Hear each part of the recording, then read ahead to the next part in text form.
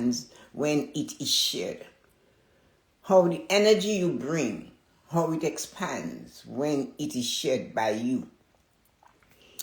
So, what if I told you that you possess the only currency in the world that increases the more you spend it? Would you believe me? But listen to that. Most things in life diminish when divided, but joy is the divine exception. When you keep your light under a bushel, it flickers. When you use it to light another person's candle, the whole room gets brighter. Are you ready to stop adding to your life and start multiplying the life of others by giving them a little bit of the joy that you're feeling? You see, the thing about joy is that it is contagious. It is not something that can just stand still because you're having it. It is all the time multiplying. The more you use it, the more you hand it out, the more you feel it, the more you step into it, even when the challenges of life are in your way. The thing is, the challenges zap our joy. A challenge zaps our joy because it consumes us to the point that we are going to, even when we are not in it, but we know we have to deal with it, we are working ourselves in a frenzy. And that is wrong. But that is also very challenging to stop doing because, you see, as human, that's where it will go, to the worst. Although there might be a smile right over here, and the challenge is not until tomorrow. So the smile is now, and the challenge will rear its ugly head tomorrow. Yet, all the energy and thoughts, unless you change it, is leaning on that challenge. That is why, when we feel joy, we must take the time to share the joy. We must take the time to share that joy that we have and use it to light somebody else's candle. In the middle of contemplating, waiting for the challenge to drop on you, there might be somebody that needs to hear something. It might be a simple compliment. So the minute we shift from our challenges, perceive, or we are in it at the moment, and we hand out a little joy to someone else, we forget the challenge that we have. And we open our heart. The heartstring gets tugged at. The person that you just gave that little bit of joy, a compliment, a thought, a note, a text, that person now is expanding their joy. They feel better. And that's how the room gets more light. You took your candle and you were bold enough to say, no matter what, I can say to this person, you are beautiful, you look amazing, I love this, I love your hairstyle, you are doing so well. When you do that, you're lighting their candle. And the moment that their candles are lit, the room is engulfed in brightness. And when that happens, that is when we start to feel it too. It gets bigger in us. So joy, when it multiplies by you sending it out there, it also gives us more. It does not diminish. As I said, the only currency you possess in the entire world that increases when you use it or spend it is joy.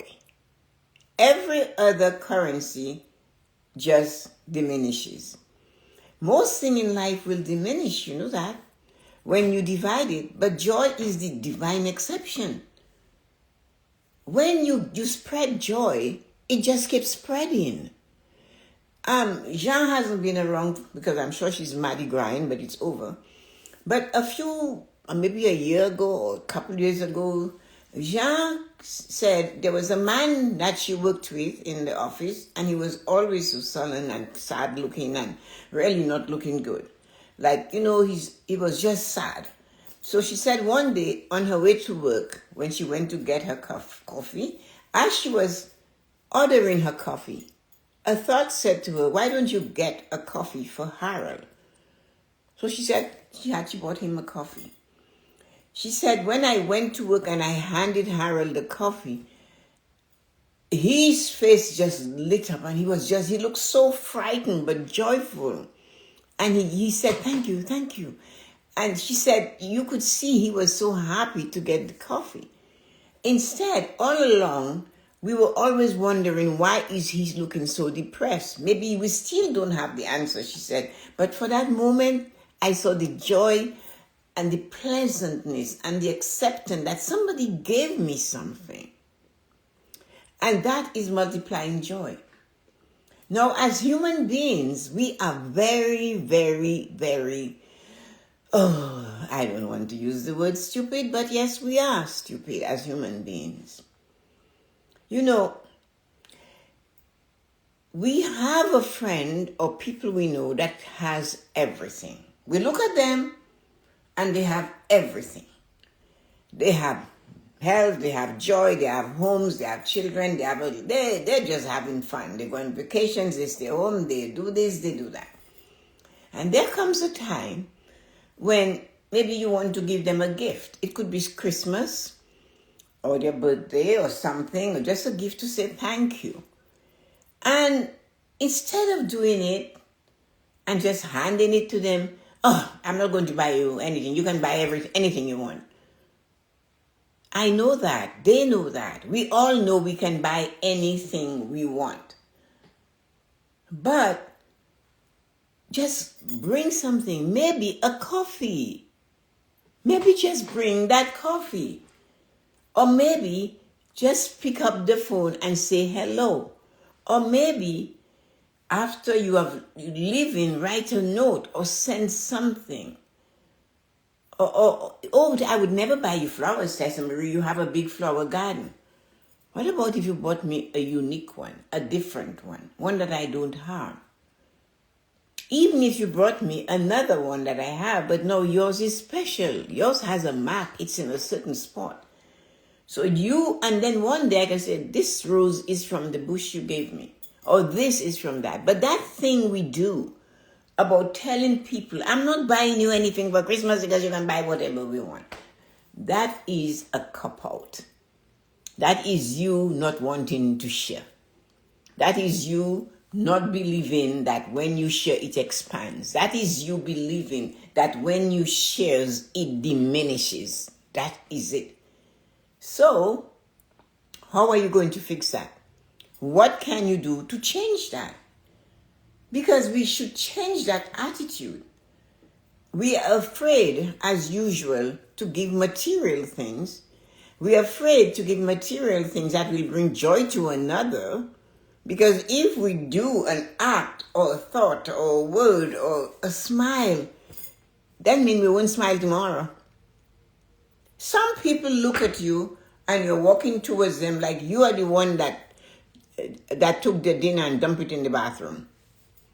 You did something to them. The way they come at you is like you did something to them, when the fact is you don't even know them. You might flash a smile and they look at you like, what is wrong with you? Are you crazy? What are you taking? But remember in scripture, they told us when the apostles got the joy, the Holy Spirit hit them, people thought they were drunk. Because they were so happy. I often speak with you about the serum of joy. It does exist, But you have to be ready to accept it and to see it, no matter what is trying to cloud it. As we go through the journey called life, there are going to be moments when things are clouding our joy. Sometimes people cloud our joy. Sometimes circumstances cloud our joy. Sometimes we cloud our joy by our old habits. We sometimes hurt another person by our own words, when we snap their joy, what do you think you're doing? You'll never succeed. What is that? People will tell that to children. You're not going to amount to anything. They don't have to amount to anything. They're already something.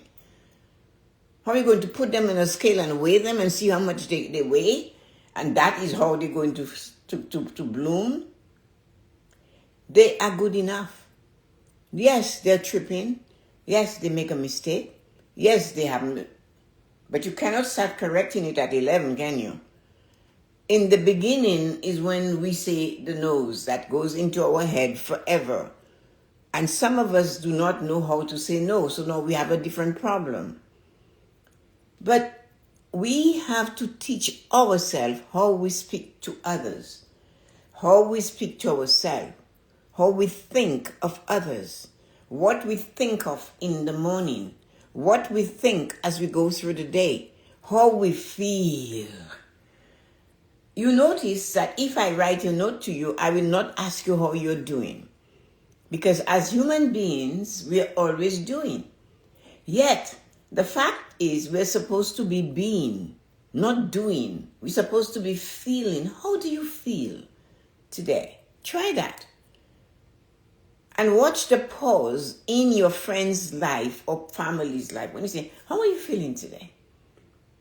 You say, you know what? I'm feeling good. I'm peaceful. I have some challenges, but you know what? I'm going through them. But when you say, how are you doing? Oh, well, I'm all down. I'm doing fine. Because doing is a hitting and constructing and building. You don't have to do. You have to be.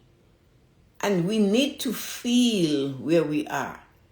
We need to, that is why one of my morning practices is to step outside and just step outside for 5 minutes and feel. It's cold and it's damp, it's wet, it's all of that. But for that 5 minutes, you just stand there and you feel. You hear things that make you feel. You see things that make you feel. You might see a shooting star. When last you really saw one? And you marvel, you smile at it. That brought you out. You look up and you can see the trees just barely moving. The world is quiet. Animals are still asleep, but there comes a raindrop and it drops right on the tip of your nose. Nowhere else. I wonder why that happened. You're just standing there. And it's not a bird, it's a raindrop. And there you have it. So that type of thing is feeling. Joy is a feeling. It's not laughter. And it's not the same as happiness either. Happiness comes in a moment of time. You're happy because of this, in the moment of time. Joy will last forever once you harness it, because you see, if you have joy and everything is stimulus are happening around you, is crashing and burning, you can shift a bit and see the joy. Because when you truly have the serum of joy, you will notice when something happens, your first reaction is to laugh. You don't rush to fix it. You pause in the moment and you look at it and you pause. Joy gets you not to rage into what is happening right now. Joy gets you to breathe and accept and then move. So you see, in the 5 pillars of prosperity, joy isn't just a feeling. It's a high frequency state that attracts financial and physical wealth. Both of them, prosperity. You see, if you're doing things joyfully, you will feel better. You released all these scientist things I know nothing about. That will make you just feel good. The vibration will make you feel really good. And joy is contagious. When you share a laughter, the people around you are curious. They want to see what is causing you to smile. They'll follow your gaze. or they will ask you what's going on. They want some of it. You have heard it that you're doing something and you're really joyful and you're dancing around and somebody says, oh, I want what you have. What are you taking? What are you on? They want it. And if you have it, you should share it. You should say, you know what? It's simply realizing that I am good enough. I have what it takes to do this. I feel good. I drink water. Just share what makes you feel so giddy first thing in the morning. I have purpose. I know my why. I know why I am here. And maybe that person will look at you and say, you know what? How do you find why you are here? It's not what you do is your why. It's who you are. That's your why. Why are you here? And you have to know that. And if you try to explain that to someone who's not ready to receive it, they won't understand it. But when someone does knock on the door and ask you, how are you able to do this? How are you able to just keep going and showing up and loving and caring for others in your family, your friends, and you're always showing up first? When the person tells you that, you have to stop and say, yeah, because I realize that what matters is what I do in the moment. Not what I plan to do or not what I did before, but what I do today. And my action in the moment decides my tomorrow. Our action today is going to affect us. This is why we have to claim this. Today is the best day of my life because it is. Juliana said incentive. It is true. So when you look at this situation, we aren't just making, when we genuinely share compliment or moment of laughter, our mirror neurons are fired up in the other person. It's a mirror effect. The mirror effect is when we share a genuine compliment or a moment of laughter, our mirror neurons fires up in the other person. We aren't just making them happy. We are creating a loop that feeds our own emotional pillar. Like Jean was so happy when she gave Harold that coffee. That was important. So when we do something nice for ourselves, that is self-care. When we do something nice for someone else, that is the sharing care. We're showing them that we care. So we share, we care. So when we do it for ourselves, which we should, is self-care. But when we do it for someone else, we are showing them that we care. We're sharing care for them. You see, had Jean bought that coffee for herself alone, that would be +1. Buying a coffee for a stranger and sharing a smile is times 10. Because of the ripple effect it creates in their day and yours. Are you with me on that? Are you getting it? My friend's young granddaughter, whenever she's going into a store and she sees a homeless person or a person that is housing insecure, there's a new term. When on her way out of the store, let me have some water. On the way out of the store or in the store, she buys them a coffee or a sandwich. She's not even 21 yet. But that's what she does. She always does that. And that gives her more joy. And this person, they always say thank you and they take it. But she does it. So she is multiplying her joy. She's sharing her money in a different way by just giving that person something 10 times because of the ripple effect. The stomach might stop growling. That man in Jan's office was smiling. So, joy has a spiritual connection. And that is something that we have to understand and use it to our benefit and the benefit of the people we come across. We don't have to know that. Okay, Jean worked in the office with this man. This young lady didn't. She just saw him sitting there. So she bought that for him. So joy is a natural state of the soul. By focusing on multiplying joy, we are aligning our spiritual pillar with the Creator's intent for us to live abundantly. You see, I have to cross over spiritually right now for me to explain that to you.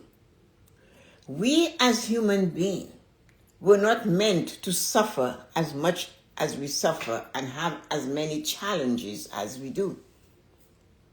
Scripture teaches us that we shouldn't. We have angels. No matter who you are, where you come from, you always have heard you have a guardian angel. That guardian angel is your helper. That guardian angel is there to help you navigate the challenges of life in a better way. That will give you spiritual freedom and a joy knowing my guardian angel has my back. Your guardian angel will not come in and force themselves on you. Hint, hint, a little hint here, a little hint there, but not a demanding. And that is why we have to learn the difference between a real guardian angel and that person that wants to force their habits on you. You see, the guardian angel will wait for you to connect. The guardian angel will show up, but in a calm and relaxed way. That fragrance you keep smelling in your home, and yet you know you don't have flowers in there. Or that flash that comes around. That's your angel. You just happen to be in the moment of awareness and you notice it. Nothing is wrong with you. You are just getting aligned. So when you're facing a challenge spiritually, connect with your guardian angels. They have names, you know. You can ask. But you can just say, guardian angel, I need some direction. How can I share the joy I feel with others? How can I draw in more joy so I can give it out? And go away, go about your day. And do not look back at that. But your guardian angel will give you an answer. You are facing a discuss with a family friend or somebody, and you don't know what to do. They have a guardian angel, and you want joy to come back to the unit. You say to your guardian angel, can you speak to the guardian angel of so-and-so? No instructions, nothing more it needs to be said. Do not say what the outcome you're looking for, because if you knew, you'd have done it already. Let them have their conversation. Relax, enjoy where you are, feel your joy, and wait. And things will change. The answer will come when you least expect. That is the spiritual connection of joy, believing and knowing that the challenges we face are not meant for us to face them so much. We weren't meant to suffer with these things as some of us are. But when you know better, you do better. So when you have that little tip and you realize it's something you can use, join it and do it and use it. On a scale of 1 to 10, how bright is your joy today? Why don't you write it in there? Put it as a comment. Let's turn the dial up a bit. We have a few minutes left.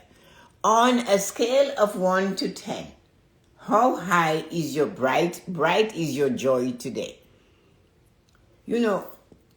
One small act of sharing joy can change the atmosphere of an entire home or workplace.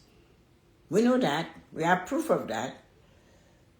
So you come home and you drop and you bring something for somebody. You're out and you say, you know what?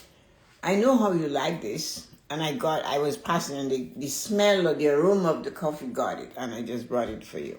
Well, that's nice. That's what you do. Look at how the light is coming from that person and is being created and coming towards you. That brightness, the joy that they feel, how they come and they drag it out of themselves and hand it to you. Do not get angry because you cannot see it yet. Stand in awe and look at it. And think, how do they have this energy? How do they hook this up every day and keep working on it? That's our job to find out. You see, joy is an infinite resource. And we are all a master of getting it if we go after it.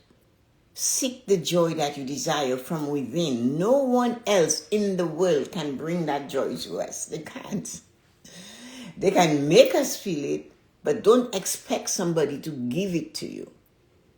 You have to cultivate it so you can light your little candle. I'm still waiting to find out from 1 to 10, where are your joy? How high is your joy? How are you feeling today?